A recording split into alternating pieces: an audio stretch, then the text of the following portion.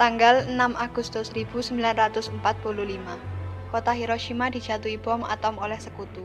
Dan pada tanggal 9 Agustus 1945, giliran kota Nagasaki yang dijatuhi oleh sekutu. Kejadian ini memberikan penderitaan bagi rakyat Jepang. Pasukan Jepang semakin lemah dan pada tanggal 12 Agustus 1945, Soekarno dan Hatta selaku pimpinan PPKI dan Rajiman Widyodiningrat sebagai mantan ketua BPUPKI diterbangkan ke Dalat, 250 km di sebelah timur Laut Saigon, Vietnam, untuk bertemu Marsekal Terauchi.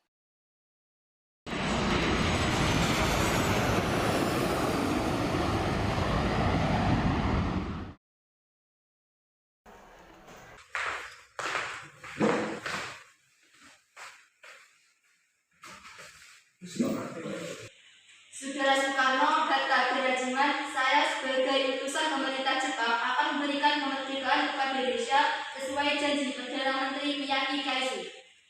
Dengan cara apa Jepang masih kemerdekaan kepada Indonesia? Dengan cara memproklamasikan Indonesia dan dilaksanakan beberapa hari ke depan, tergantung cara kerja PPKI. Benar, saya sangat setuju karena PPKI adalah bagian yang bertanggung jawab untuk mengatasi kemerdekaan. Saya sependapat dengan Anda. Tapi kita harus tetap menyegerakan proklamasi kemerdekaan Indonesia.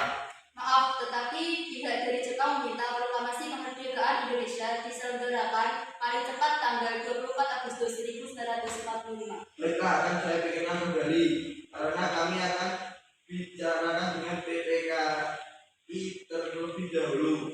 Biarkan kalau begitu kami pamit undur diri. Terima kasih.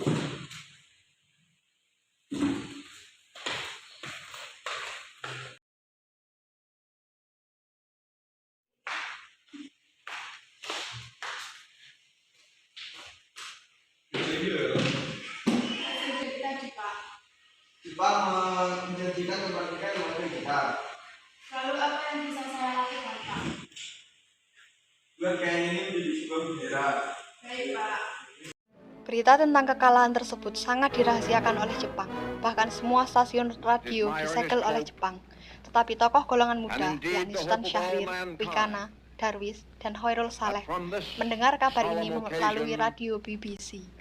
Kawan-kawan, Jepang telah mengalah kepada sekutu. Berarti Indonesia sekarang telah kosong. Karena itu kita harus bisa. Tertentu Bung Karno karena kemerdekaan akan dilaksanakan begitu cepat. Tapi kita tidak perlu memproklamasikan kepada PPKI. Kenapa kok begitu, Pak? Karena PPKI adalah badan dari Jepang. Lalu siapa yang memproklamasikan? Bung Karno atas nama rakyat. Masalahnya apakah beliau setuju? Karena beliau adalah ketua PPKI. Kalau begitu kita bicarakan baik-baik dengan beliau. Keesokan harinya, pada tanggal 15 Agustus 1945, pukul 8 waktu Indonesia Barat, golongan muda revolusioner mengadakan rapat di gedung-gedung lembaga bakteriologi di Pegangsaan Timur.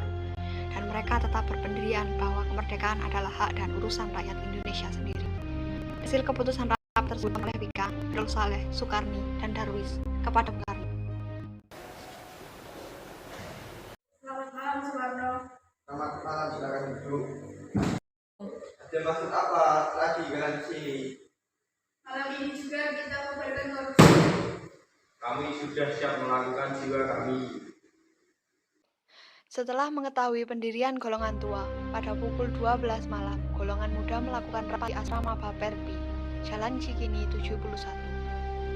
Dalam rapat itu diputuskan untuk mengungsikan Soekarno dan Hatta ke Rengas Dengklok. Tujuannya adalah agar Insinyur Soekarno dan Dr. Andes Muhammad Hatta tidak terpengaruh oleh Jepang.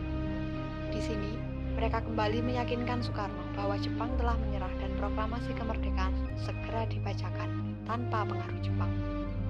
Pada pukul 4 pagi, tanggal 16 Agustus 1945, Soekarno dan Hatta dibawa ke Rengas Dengklok oleh Hoirul Saleh Sudandjosinggi yang merupakan anggota PETA yang melakukan hal tersebut.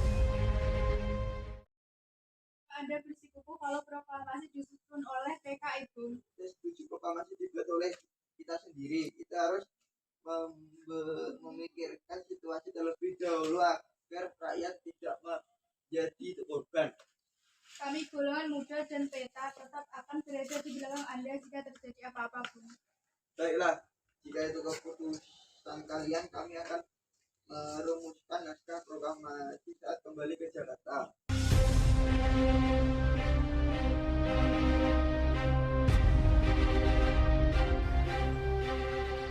Berada di tangan kami dan kami memberitahukan Bung Karno kalau bukan malam ini untuk merevolusikan. Lalu apa yang paling penting dalam peperangan revolusi? Itu waktu yang tepat. Disayangkan saya sudah merencanakan semuanya tanggal 17. Mengapa harus tanggal 17? Mengapa tidak sekarang saja atau tanggal 16? Saya tidak dapat menerangkan dengan pertimbangan harkat mengapa tanggal 17 lebih memberi harapan kepada akan, tetapi saya merasakan di dalam kalbu bahwa itu adalah saat yang baik. Angka 17 adalah angka suci pertama kita sedang berada dalam bulan suci Ramadan. Waktu kita semua berbahasa ini berarti saat ini yang paling suci bagi kita. Tanggal 17 besok hari Jumat, dari Jumat itu Jumat lagi Jumat yang berbahagia, Jumat suci. Al-Quran diturunkan tanggal 17. Orang Islam sembahyang 17 rakaat. Oleh karena itu kesucian angka 17 bukan buatan manusia.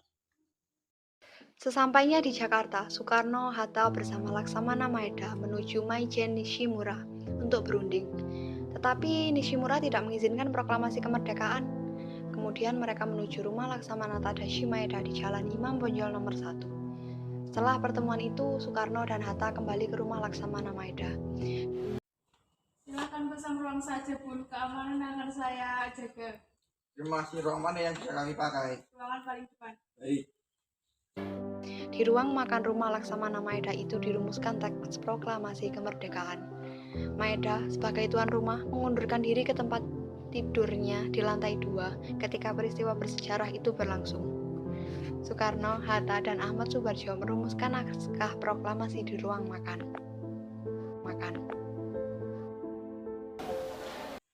Keadaan yang mendesak telah memaksa kita semua mempercepat pelaksanaan proklamasi kemerdekaan. Rencana teks telah siap dibacakan di hadapan saudara-saudara dan saya menyatakan bahwa saudara-saudara sekalian dapat menyetujuinya sehingga kita dapat berjalan terus dan menyelesaikan kerjaan kita selama fajar menyisih. Fajar siapa saja yang hadir dalam rapat ini akan dapat menandatanganinya secara bersama. Saya kurang setuju. Sebaiknya naskah proklamasi ditandatangani oleh Soekarno dan Hatta atas nama bangsa Indonesia. Bagaimana hadirin? Setuju. Saya di tolong ketikan ini. Baik.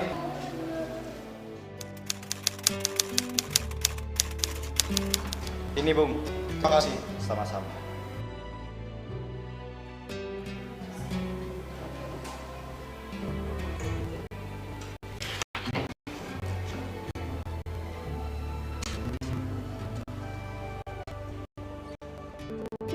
Setelah terjadi perdebatan tentang di mana lokasi pembacaan naskah proklamasi, akhirnya disepakati.